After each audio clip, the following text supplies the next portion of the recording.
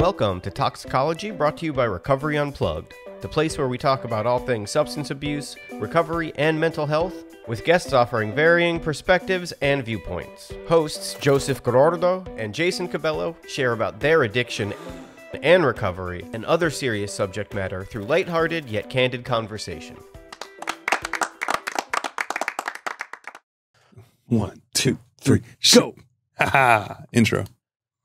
Welcome, ladies and gentlemen, to another episode of Talksicology, the latest, greatest podcast about all things addiction, mental health, recovery, music, Fashion. fashion. You're wearing your French sailor Ooh la la. outfit. Yeah, it's very comfortable. Summer stripes. I'm getting cruise ready. I'm so excited for this cruise coming up. But welcome, everyone. Welcome to another episode. I'm Jason Cabello. With me always is my host, Joseph Gordo. That's me. LCDC. Yeah. And I'm Jason Cabello. No letters behind the name, but that's okay. I'm enough. Yeah, no letters. But you know what? You are enough because today is your birthday. But not belly button birthday. Not belly button birthday. It's the birthday of when you figured out how to not do drugs. No. Well, so yeah, theoretically, yes. But it was the day that I started listening to people who didn't do drugs anymore. And that's what I... People who were telling you how not to do drugs. People were telling me how not to do. Yeah. People who were giving me suggestions on what I could do to no longer do drugs. 7 years of freedom from active addiction. Over 2,200 days. I'm going to take your word on that one. Yeah. Yeah. That's a lot of days. So the most important thing that I realized, and you know, I don't do too much reflecting on this, but today I had the chance to. Yeah. And God, I don't want to use her, you know? And it's like I never thought that was possible. And today's like a 777 because it was almost 7 years to when the first time I went to a meeting and wanted to get clean and starting going to treatment. 7 years. And then 7 years of clean. So 14 years of being in the recovery community. Trying to seek it, yeah. And luckily, you know, as I always tell people, like, you know, I have somebody in my life right now who I've talked about on the show who just is on his way back to treatment today. In and out, in and out, in and out. And, you know, he apologizes to me all the time. And I'm like, don't apologize. Like, surprise me. Yeah. Call me before you use. And he did this time, but still, you know, but he's going back to treatment. He wasn't like, stop me from using. He was like, I'm just filling you in. No, he actually, so that night, he called me. He was on the bus, taking the bus home from work, back to his sober living. It was like, man, I'm having a real urge to use right now. So I was like, well, let's talk about it. So we talked about it. He went home, made himself some stir-fried dinner, went to sleep. But I guess woke up the next day and was like, I don't think I'm going to go to work today. I think I'm going to do my things. So I don't get mad at it, but I understand it. And I try to tell him how I did it. And that's all I could do. For sure. You know, it's, I like the way you put that about how it's like 7 years from when you started to listen to people telling you. Yeah. And I had a weird experience. Well, not a weird experience, but, you know, I got a call yesterday from a sister looking for help for her brother, right? And, you know, the mom and dad only speak Spanish.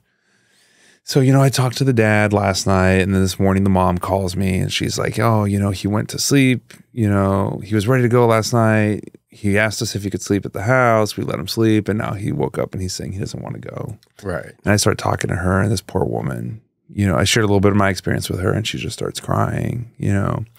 And she's like, you know, my daughters tell me not to give him a place to stay. And sometimes he pushes me and yells at me, but I don't tell anybody because I don't want him to get in trouble. Right. And it just breaks my heart. She's like, will you talk to him? And I get on the phone with this kid, 20 years old, clearly high. Yeah. You know, because, you know, I told his mom, I was like, he wanted to go last night because he was hurting. He probably got something after you went to sleep. Yeah. And now he feels fine. But she's like, no, I don't think he did. I'm like, yeah, he did. So he gets off the phone, clearly intoxicated. And I start telling him, like, look, man, like, I was just like you know, and like, you know, you've been taking fentanyl for 4 years. There's no way that, you know, you haven't used in 2 days and now you're fine. Like, what, Right. you know, I think you're lying, but I'm telling you, like, if you follow some suggestions, you know, if you do some work on yourself, if you figure out what's driving, you know, you to use in the first place, like, you can still do all the things you want to do in life, man. Like, you don't have to live the way you're living. Like, I'm sure things haven't been going great. He was like, no, man, like, I'm good. I'm in recovery now. I'm like, I'm in recovery 2 days. you know, 2 days of saying of being clean. I got something in my system right now, but once you start to get sick again, let's see where you're at. and then, you know, he's like, you know, he's like, 30 days is just a really long time. I'm like, what else are you doing, man? You don't have a job. You live with your mom. Like, what's 30 days for the rest of your life? You know? Yeah.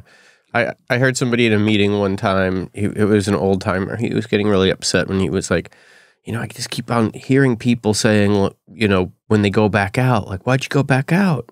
I'm like, because I was bored. And I was like, man, that using existence seems boring to me now. Like, it's, you know, I'm not doing anything other than chasing the drugs, going home, nodding out, you know, and like repeat. But I think, you know, there's something that you could speak on more than I could with those letters behind your name. It's just like the reward system gets there when you're seeking and getting high. Oh, and then well, it all gets rewired with the dopamine and the serotonin, and, you know, regular normal things that make people happy don't make you happy when you're used to. That's the hard thing about early recovery. So, you know, whenever I do have the privilege of bringing meetings into people who are, you know, still in detox every other week, I do that. You know, and I always sit down and I'm just like, listen, I understand that me saying like I have 7 years clean is just like unfathomable to you right now. So let's talk about my first week clean. And like that, because that's the shit. It's just like your life just goes into slow motion and everything sucks. And it's like, I know what I could do to feel a little bit better right now. Well, and the thing with like life being more interesting, like sober than, you know, how boring, you know, like, so we went to Kentucky this weekend, which, by the way, Kentucky, lovely. Beautiful. The people, so nice. Yeah. Nicer than Austin, for sure. But so at the end of the second night, we saw Tyler Childers, right? And puts on this 2-hour phenomenal set, you know, after an hour and a half of ripping it with the full band. The band goes away. He pulls out a chair and sits down with an acoustic, like just to really stab you in the gut with the, you know. And the last song he does, he pours a shot of whiskey, holds it in the air, and sang this traditional Appalachian moonshine song for a friend of his. And then he tosses the shot. He doesn't drink it. And in a couple of his songs, he changed cuss words. You know, he changed the word, you know, fucked up to messed up. And it's like, oh, is Tyler Childers sober or what? What's going on here? Well, while all that's happening, there's a young man in front of us, barely able to stand. We end up walking this guy out and taking his phone and calling his friends to come find him. And I was like, wow, like this guy just put on this incredible show, like Goosebumps show. And this kid, not going to remember it at all. Like, who had more fun tonight? You know, me with my Monster energy drink. You were lit. Yeah. I actually saw the picture of you, the selfie video that you took while singing along. You look like the Monster had just kicked in. They were giving away free Monsters. How many did you drink? I think probably 3 each Joseph. day. Yeah, I don't drink Monsters. I don't drink Monsters. Anyway. So speaking of Monsters. Oh, that's a weird transition. Monster of recovery. Recovery is the new black, is the Instagram. And this is how we found today's guest. We had a little hiccup last time she tried to make it. And so this has been a long time coming. We actually tried to get her on when we were doing the Dope Sick review. So we've been in contact with today's guest. Years in the making. Trying to get, I guess it could be years. But I'd like to just bring her on, because we've been trying to do this for a while now. So ladies and gentlemen, please welcome to the show, Michelle Smith. Hello. Hey, there she is. Welcome to the show. Thanks for having me, guys. Long time coming. Yes. Yes. Yes. So we got to chat a little bit before the show and, got to find out a little bit of your background because I just knew you from your Instagram and social media presence, but turns out you do some pretty impressive things. And before we get into all that, Michelle, maybe you could just give the viewers just a little background about yourself and who you are and what you do. Yes. So I am Michelle Smith, and I'm the founder of Recovery is the New Black, which is a digital community for women who are living or exploring an alcohol-free life. That's in the nutshell of what I do in the evening as a recovery coach. I've spent the last 22 years doing addiction counseling in a maximum security prison. I've also been a probation officer for drug courts and veterans court and mental health courts.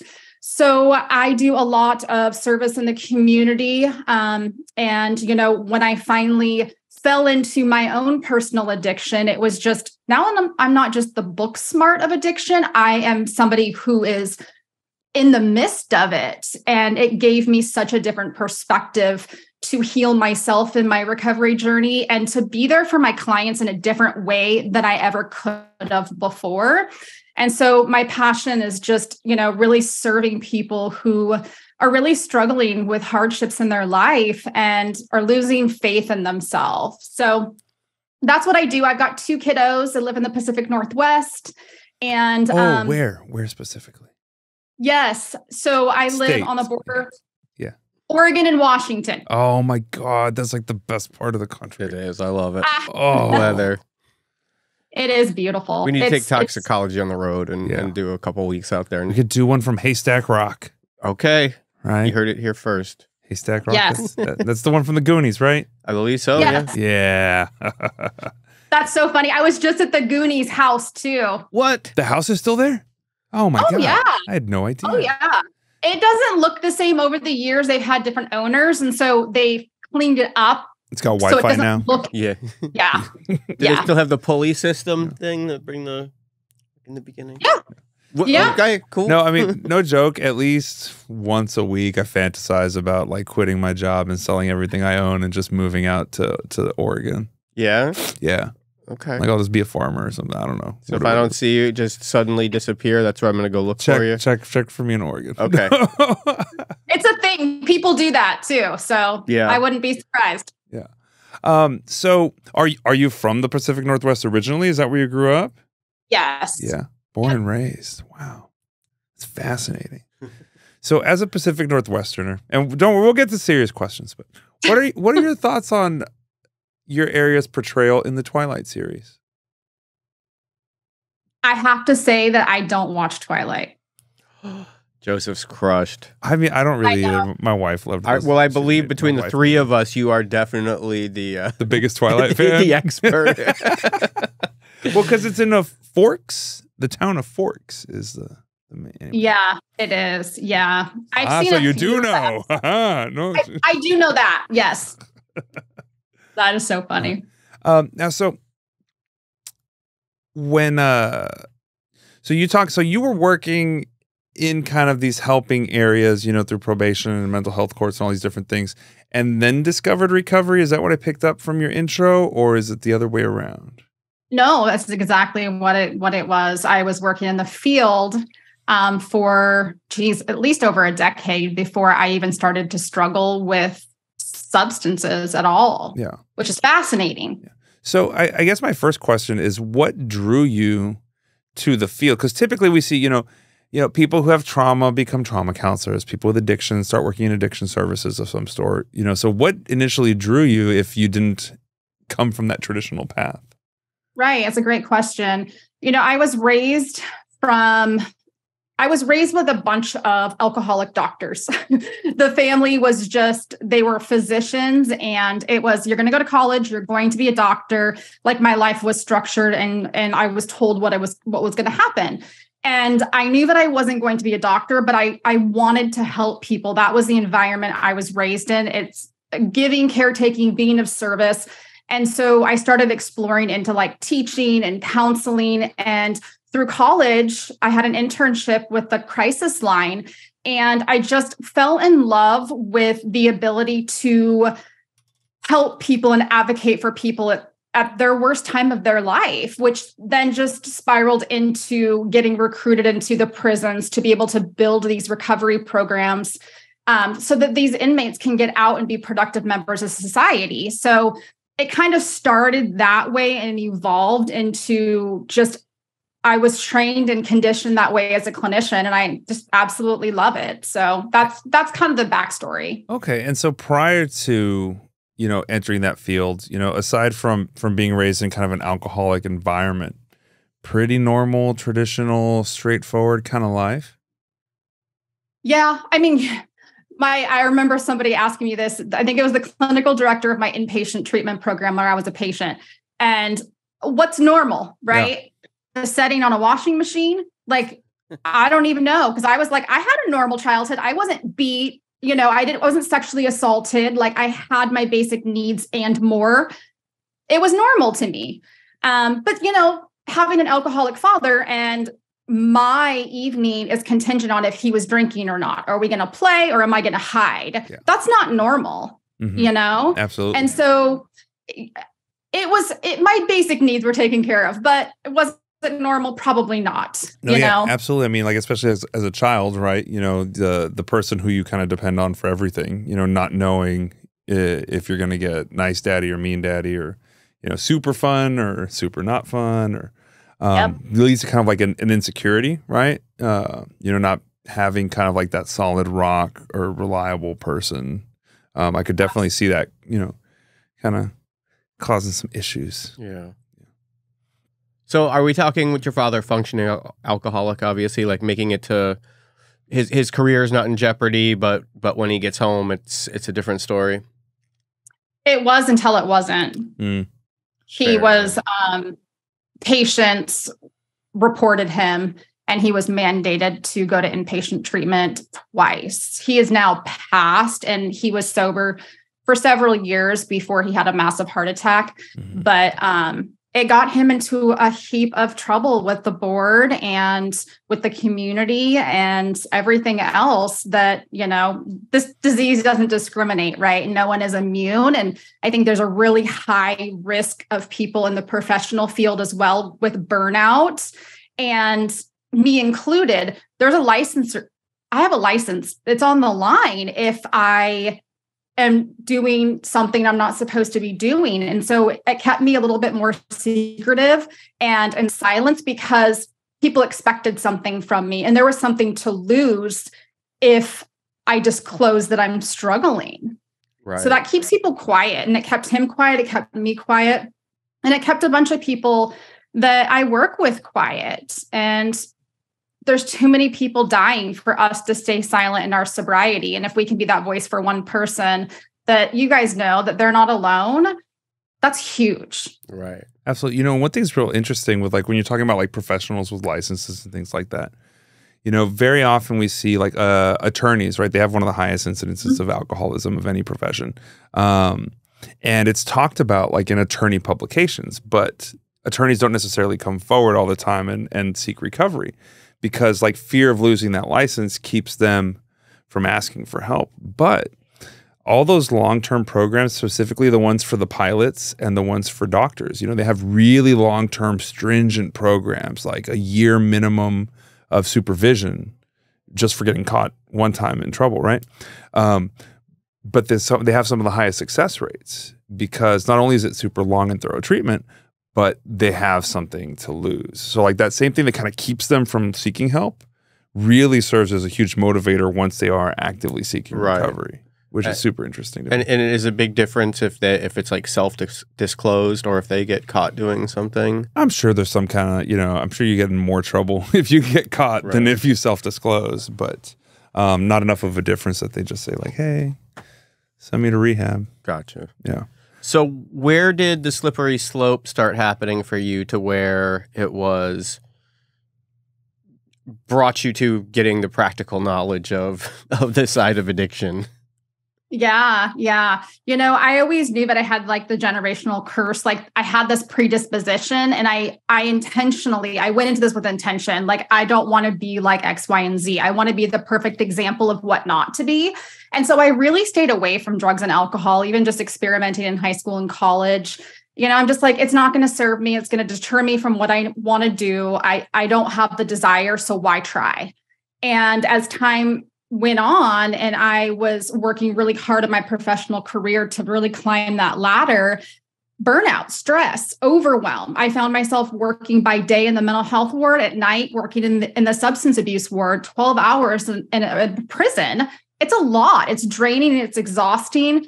And that's where I really started noticing that I started saying yes to happy hours, team building activities, hanging out with my coworkers in the little small amount of time I did have to socialize, where it just became, one won't hurt. I've passed this threshold. I'm in my mid-30s at this point. If it would have happened, it would have already happened. And so I opened up kind of Pandora's box to, I'll just be really cautious and careful. And I was for many years, again, until I wasn't. Major life changes really triggered that. I lost my mom right when I had my child. So losing your own mom when you become a mom was just devastating. Again, unexpected. And my husband was deployed to war. I had my first stroke and I hadn't been diagnosed with postpartum depression yet. And so there was this melting pot of hardships that were happening all at the same time. And I had already opened up Pandora's box, right? So I was already starting these habits and these rituals and these routines. And it was slow and steady, but my dependence was and my tolerance were increasing. And as time went on and I wasn't addressing this, it just got to the point where it gets in everyone's addiction of boundaries, rules, moderation, measuring, all the things. It didn't matter anymore. I would drink top shelf alcohol until I was running into the gas stations, for airplane minis and boxed wine and whatever garbage I could get my hands on. And that it was dangerous, and all the consequences you guys know that come along with being an active addiction. It just kept going and going and going. Child protective services, hospitalizations, inpatient treatment. You think you'd figure it out, Michelle, right? Yeah. Well, you said there was an injury at some point that got you on the opiates. Well, hold on. I'm sorry. So go ahead. When you talk about it not really kind of starting until you're in your mid-30s, were you completely abstinent because you knew your genetics until then? Or like you drank socially and then during that time is when it became more of a regular occurrence? I had done it very rare occasions. So I wasn't completely abstinent. I had never touched the stuff. Yeah. It was maybe a couple times a year at New Year's or something like that. And then it started to get normalized on every day, it's Wednesday kind of. Right. Okay. Got it. Yeah. We don't need to wait till Friday or 5 o'clock or, it just kept going earlier and earlier until I was just drinking every single morning, 24 hours. And so some connection here. I used to work with an adolescent drug and alcohol treatment program where a lot of our kids were mandated by the juvenile justice system. And I used to have to go down to the Juvenile Justice Center every Wednesday and attend the drug court and, kind of talk when the judge wanted me to talk and give little updates on my guys. And every Wednesday I was invited to happy hour. And every Wednesday I was like, I don't drink, you guys. But all the POs would all go out to happy hour afterwards. And I know that when you say this, it's a real thing. I've experienced it. Yeah. It really is. It really is. And it's sad that that's where we're at, is that that's the way that we congregate and communicate and, download and just debrief. We're all we want to relax. We want to take the rough edges off a really stressful day. And it's it takes us down faster than quicksand eventually. And there's other ways that we can find connection, right? Other than alcohol or mind altering chemicals. But this is the society that we live in. And I don't think it's going to go anywhere. The more we speak out about these things, the more awareness people have to really be mindful. But I have to navigate life through a really boozy culture. Everyone's not going to get sober just to keep me in line. So we have to navigate and course correct, and just really stick with our programs and know that there's going to be good times and there's going to be bad times. And whatever happens today, I can't drink. I can't do it. And I'm okay with that because it leaves endless possibilities of things I can do. And today I want to live. Before I didn't want to. So you had a question about an injury? Yeah, because you were saying that there was a back injury at some point that got you on the painkillers, and I'm sure that you know, that kind of makes things a little bit worse. It does, yeah. That obviously ramped up my addiction disease as well. I had my first back surgery, and they hand those things out like candy. And so when I had already picked up my alcohol use in combination with the pills, it was just a complete disaster. And I created a dependency to that for several years until I just finally cold turkeyed during one of my overdose hospitalizations. I had 4 of them in total. But I eventually stopped the pills and continued with the drinking. So, you know, when you talk about kind of like your progression, you know, it's like you said, it's kind of the standard. We all do it, right? You know, it gets more frequent and then more intense. And then, you know, we go from only drinking top shelf to drinking whatever, right? And then starting to set these limits of, well, I'm only going to drink this way or that way or these days, et cetera. At what point, you know, what was it that for you, if you can point to like a moment when you first really realized like, oh shit, like this is a problem. This needs to change. This needs to stop. This is not okay. Jeez, you know, there was a lot of those. Losing one of my first jobs, I think, really put the brakes on, what are you doing? You built this career and now you're destroying it with your alcohol consumption, you know, but my point, like where my mindset was at that point was, how can I regulate? How can I figure out how to manage this and keep this a part of my life versus accepting and embracing that I have to release this thing. I have to start the grieving and healing process of knowing alcohol isn't serving me, right? So when I'd have these consequences, it was more like, oh, I have to be careful. I have to reel it back in because I don't want things, you know, bad to happen, because I don't want to lose this thing. And so there were lots of different moments that happened. I think one of my hospitalizations, I remembered being in the ED, and it was like mortality motivation. Like, I almost died again. My parents are dead. I know what it's like to be an adult orphan, and I'm doing this to my kids. Mm. And that was the moment that you'd think that I'd never drank again, and I'd be lying if I said that, because I did. And that's how powerful this disease is. But it was really the turning point for me of, this crap is real, and you're not going to be around very much longer if you don't figure it out.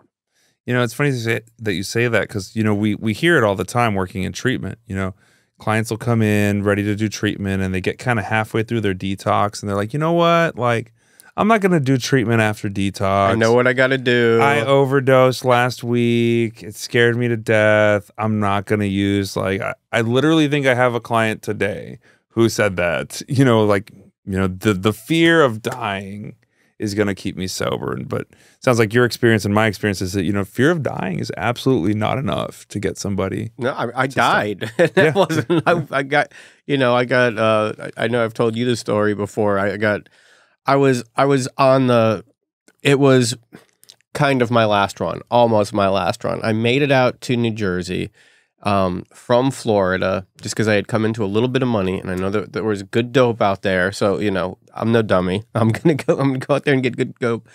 I run through the money, and I'm in some like fucking just the dirtiest motel you could think of, you know, pay by the hour, and I overdose. And then get Narcaned, and then if you've ever have you ever been Narcaned before? No. Oh god. So it just it's like I almost died the old-fashioned way. Sorry.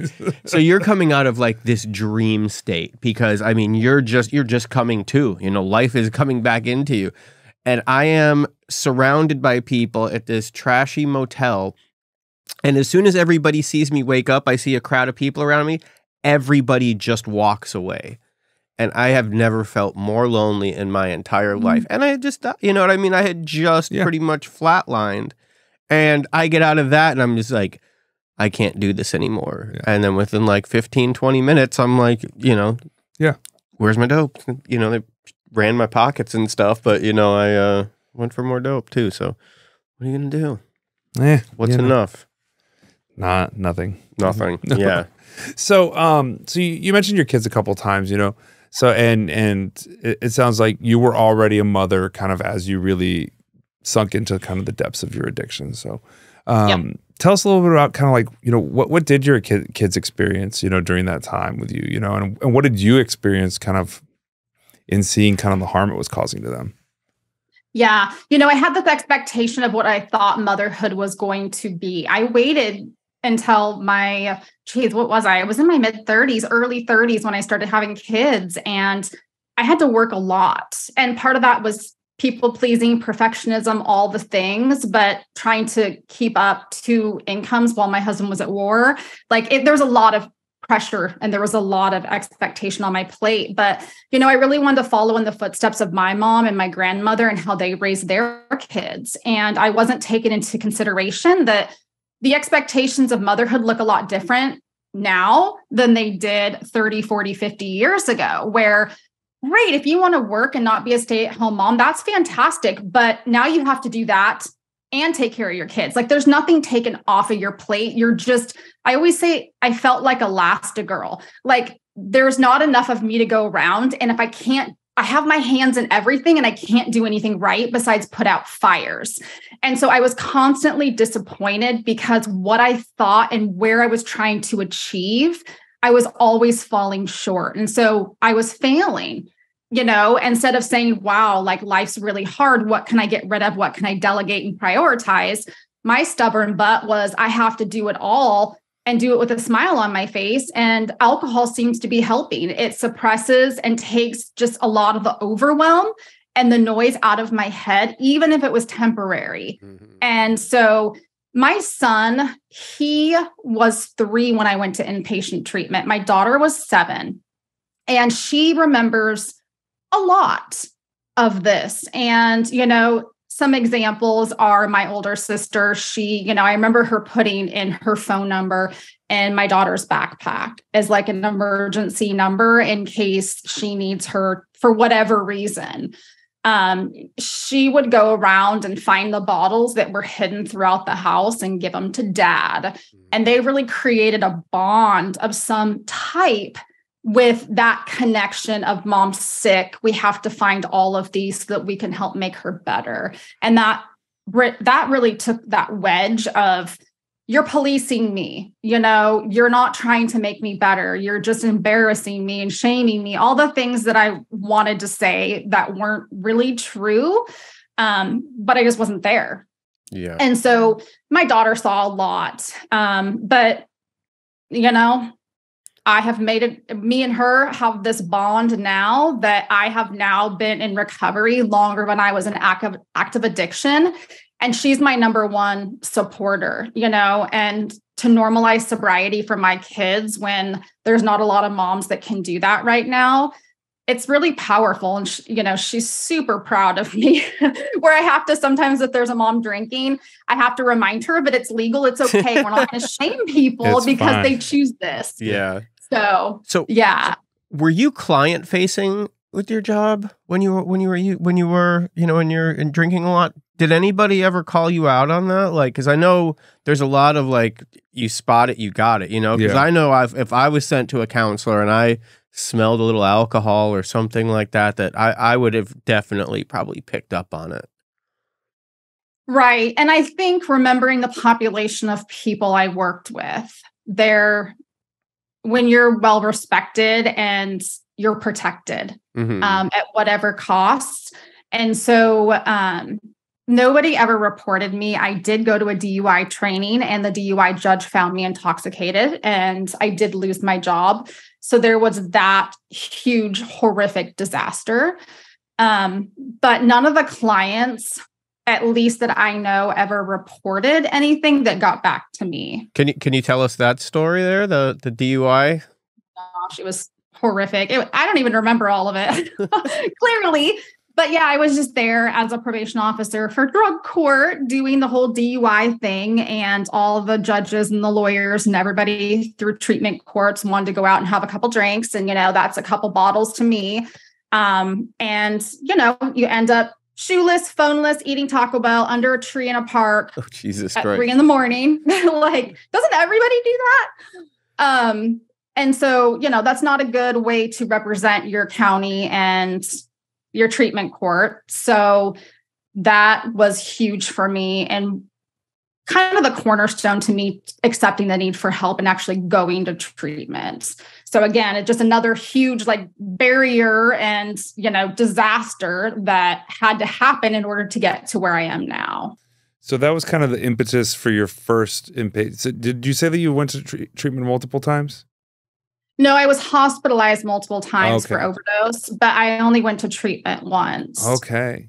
So we were talking at work earlier, a couple of us were just kind of, talking about recovery stuff. And someone brought up one of our staff members got sober at this place that's known as kind of like a hardcore place that you go to once you've been to treatment a couple times. They're like, you should try this place. It's a little more intense. And so this guy mentioned, I got sober at this facility. And she was like, oh, how many times did you go to treatment? And he's like, oh, I was a one-shot wonder. And so he got sober the first time he went to treatment ever. So very cool. Yeah. So going into treatment, had you shifted in mindset to I am going here to learn how to live a life where I'm completely abstinent and in recovery?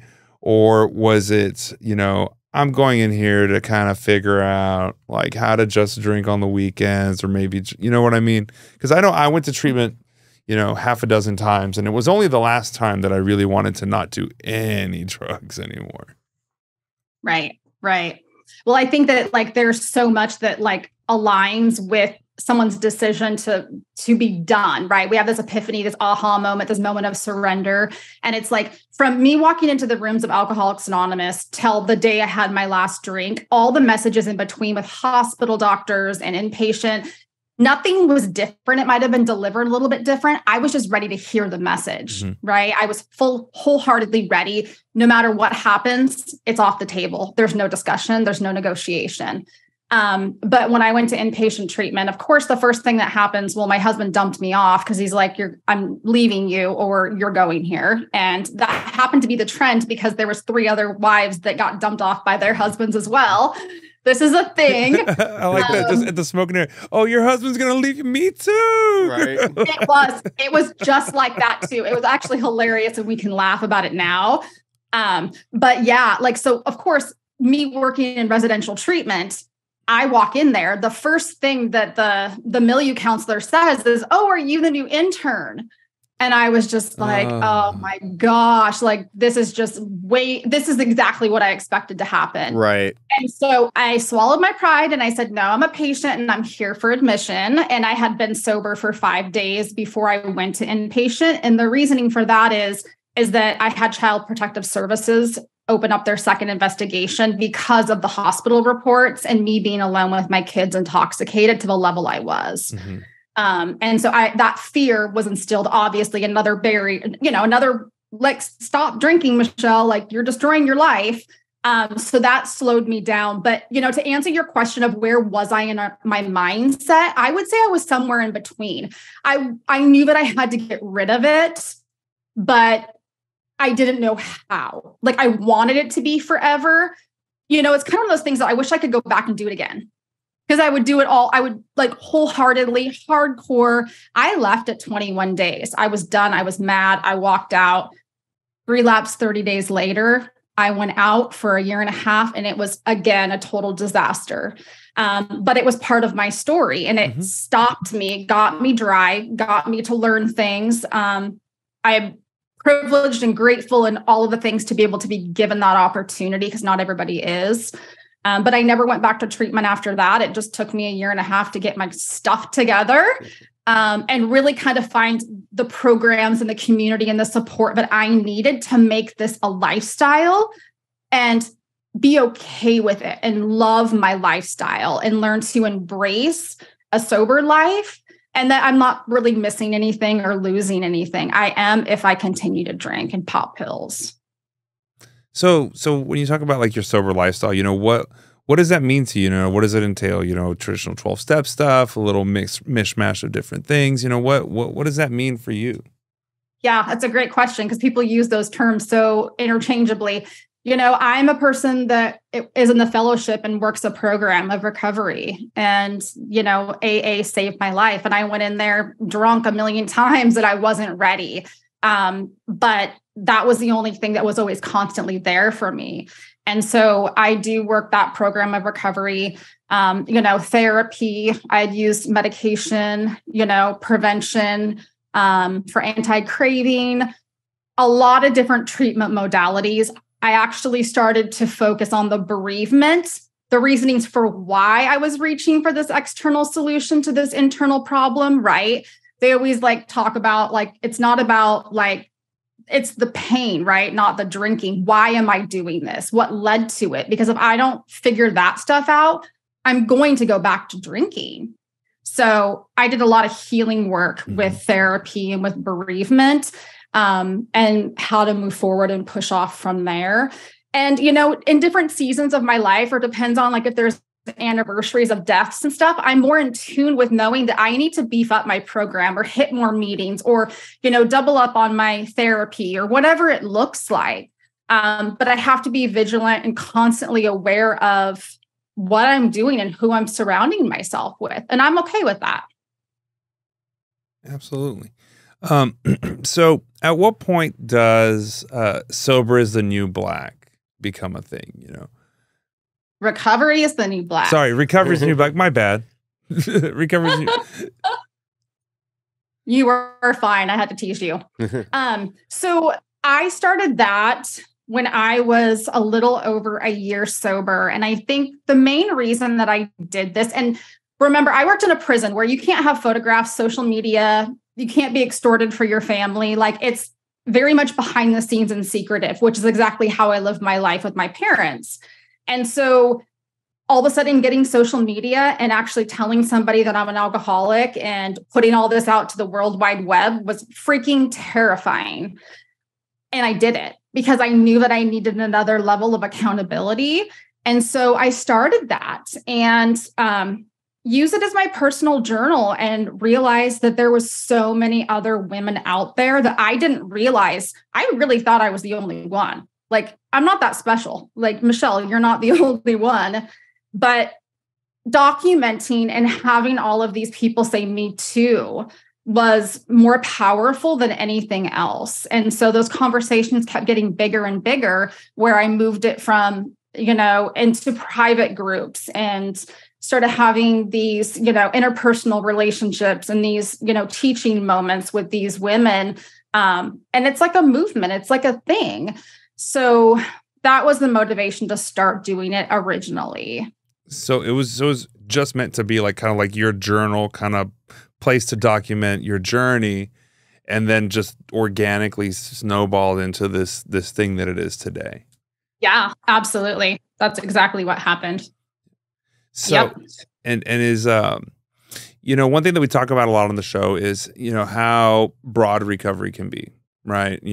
AA, NA, Refuge, Celebrate Recovery, yoga, transcendental meditation, medication, therapy. There's so many different things, and also nuances, right? Abstinence focused recovery, harm reduction recovery, everything in between. So kind of, where do you and your community stand on all that, especially when you have something that it sounds like it's pretty nationwide, maybe even international? How do you bring all that stuff together? It's so personalized. There's a huge alcohol-free movement that's happening with the sober curious, the sober serious, whatever we want to call ourselves, where, I think when people use the term sobriety, it's like they struggled with addiction. They struggled with, alcohol. And so there's a lot of conversation around what do we call ourselves, right? And why do we have to have labels? I'm a person who believes in harm reduction and really just meeting people where they're at, because that's just what I think people should do, you know, and that's what I did. And, you know, I couldn't get scared into it. And so that's a huge thing for me is just, you know, like you said, this is a smorgasbord of opportunity to really take whatever treatment modality is working for you and run with it. And it can be adjusted according, like I said earlier, like in my different seasons of my life. But, you know, I'm a big believer in like, I like the hardcore stuff, right? I'm going to tell you you're an addict. I'm going to tell you you're an alcoholic. Like that's just how it is. And I work best with people who are ready to identify and to do the work because I see the biggest transformation when they're invested in their own recovery and they're open to feedback and ideas. They do really, really well. And so for me to be able to co-sign on moderate drinking, the Sinclair method of let's get to mindful drinking, like I feel like it's a waste of time and it's garbage. But people learn because I know at the end of it, no one can do it. I tried to crack the code for years for everybody. You just can't do it. You can measure and drink water and do it right the first time. It's just delaying the inevitable. So I just don't align with that method. But yeah, and you would think that people that are looking into ways to, you know, drink successfully and yes. and happen upon, you know, recovery is the new black. If somebody's searching for that, probably a good sign that they need it, you know? Yeah. Just like, but you have to ease into it sometimes and be like, you know, why don't you give it a try, you know, try this method, try that method. But if you're thinking about that you have to drink, but you don't know how. So we have a coworker and a guest on the show, Brittany O'Malley, a couple months ago. This is one of the best things that I've heard when she kept on getting arrested for a DUI, and her dad asked her, picking her up from one of the DUIs from jail, like, what do you want? And she said, all I want to do is have one red Solo cup of beer or alcohol or whatever her drink of choice was. That was her goal, to have just one Solo cup of a drink like a normal person. Well, have I ever told you instead of the Sinclair method, I actually had the Joseph method. And this was something I developed in 2003 in an attempt to not do heroin. And what I would do is drink beer and Xanax until I passed out. Oh. Yeah. But yeah, with Xanax, though, I know that you might have just gone and gotten it and then didn't remember it and probably robbed a Walmart on the way. Yeah. But didn't do heroin. Okay. That's success. Successful. Yeah, successfully. Patent pending. Trademark. The Joseph method. Now it's the toxicology method since we're okay. Fine. We own you. You know what's cool though, like about like that spectrum of like alcohol use disorder is that like there's these normies. You're a normal person that can drink responsibly, or you're an alcoholic. And we have an idea of what society says alcoholism looks like and resembles, right? But it's like this whole sober curious movement and alcohol-free movement. Like we can come in and address our drinking and look to see if it's problematic at any time. We don't have to wait until our life becomes a dumpster fire in order to then take action and be a full-blown on alcoholic, right? Yeah. But all the, you know, peer pressure and the bullying and the memes and the jokes, and you can't get anything but tap, you know, it's like water and juice. Like I'm not a plant and I'm not a kid. Like we need sophisticated drinks that taste delicious and make us feel important and special too, you know? And so that's a huge thing is like, if it doesn't feel good, don't label yourself if you don't want to, if that's what's holding you back. But I really, truly believe that a person who doesn't have a problem with alcohol doesn't question and wonder if they have a problem with alcohol. Yeah. Right. They just don't. You so know, you have your answer right there. Yeah. One of my best friends, Nell, she was the first sober person I knew before I got sober. And she's like, you know, I just don't think people who aren't drug addicts sit around wondering if they're a drug addict. And I was like, oh yeah, I'm a drug addict. But I like what you did mention briefly, you know, having like a non-alcoholic option. And, you know, I was talking about, we went to Kentucky, right? So we went out to eat a bunch, and every single place we went to had a little mocktail section. it's mostly, you know, soda water with some kind of sugary juice, but it makes you feel fancy, right? It makes you feel nice. So yeah. It's nice to have the option. Yeah, it's very cool. And some of these places, it's come a long way. And some of them get like real bougie with it too. Like you can get like a mocktail that costs what a drink costs. I know. Like $9, $10, $12. Yeah. It's real. Yeah. Sprite with pineapple juice just cost me $9. Fantastic. There's actually a place in Austin that has they had some mocktails. They had 3 on the menu, and one of them had a little asterisk next to it, and it looked the most delicious. And so I went and looked at I read the fine print at the bottom. It was like, this drink contains CBD. Recommendation limit is 2 of these drinks per day. And I was like, oh, nah. Probably don't need to do that. The Trojan horse, is that the name of it? Yeah, the Trojan horse. The oops, you relapsed. Yeah. I got you. All right, so I think we're getting towards kind of the end of our time today. So we like to do a little something here that we call Rapid Fire Question Time. It's Rapid Fire Question Time.